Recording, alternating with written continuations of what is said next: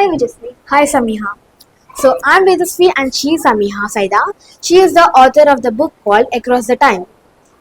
So today I'll be asking you a few questions about the book, the ideas behind it and your experience of writing it. Sure. Okay. So the title of your book is Across the Time, right? So without giving away any spoilers, what does the title mean to you or how did you decide on it? Well, the title it reflects the central idea of the entire story because the main character travels from the present into the past, which is into a world inspired by the Persian medieval era. So I chose this topic because it reflects the entire story as I have told, and it also shows how past and present can influence each other. Okay, super. So the next question is, your dedication says that you wrote this for the people who look up from the books and wishing to live inside them. Was there any specific book or a moment in your life that made you stop just reading, but to start building your own? Well, yeah, in a way, because when one reads a book, they start naturally thinking what's going to happen next, and if something different could happen. So instead of living in someone else's world, because I love reading, I decided to create a world of my own. So writing across time was simply my way of turning my imagination and idea into something real.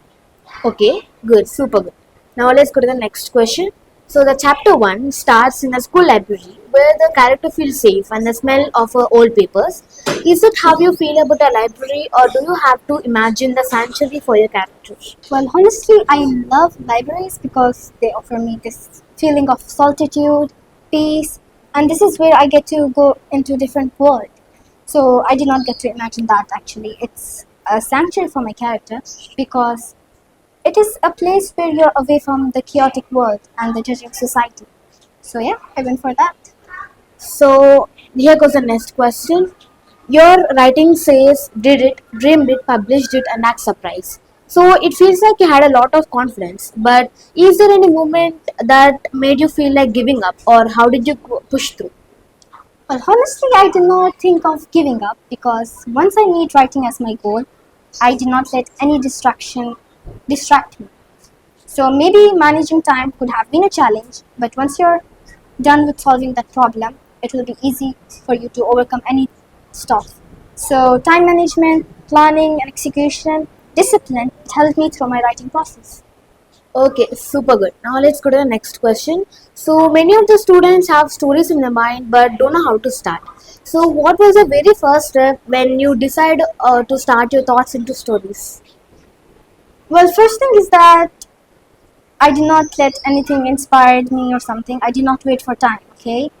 Once I got the opportunity, I acted on it. So, one thing that will take everyone is courage because once you love something, you might be thinking about what others would think. So, you must not think what others would think and all, and just act on what you love.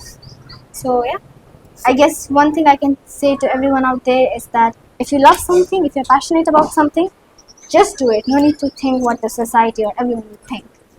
Good ideology. Now let's go to the next question. So there is a funny line in your book that says lesser life forms when being judged. So in real life, if anyone gives a constructive criticism or a feedback on your writing, how would you react? Well, honestly, I take criticism as a feedback or perspective because it does not define who I am and what I can do. So sometimes you see people they notice things that writers might often miss. So it's actually useful if you take the helpful part from their feedback to turn your work into something better. Okay, like good perspective. Now here goes the last question. So you wrote the back of your book that telling this is just the start. So what can your fellow students expect from you next, and how the being in literate school influenced your journey so far? Well, being in Little Hearts School, it helped me share my journey with my fellow students and teachers, all about my writing process, you see. And schools are place where curiosity and creativity grows. So this type of environment helps students develop their ideas and hopefully make it into something real. So yeah, Such a phenomenal interview. I really had a good time with you. thank you. So she is Sameeha Syeda, the author of Across the Time. So please take her as an inspiration and to take your thoughts into stories.